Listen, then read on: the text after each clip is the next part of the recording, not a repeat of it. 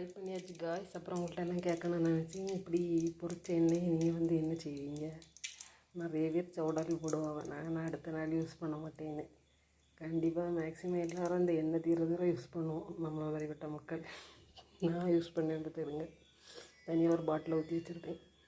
அப்புறம் நாளைக்கு பொரிக்க நேரம் நல்லா அதை கொதிக்க வச்சு அதில் போடுவேன். மேக்ஸிமம் 2 நாள் தான் போவோம், ஏன்னா டெய்லியும் நான் பொரிப்பேன் பார்த்துடுங்க.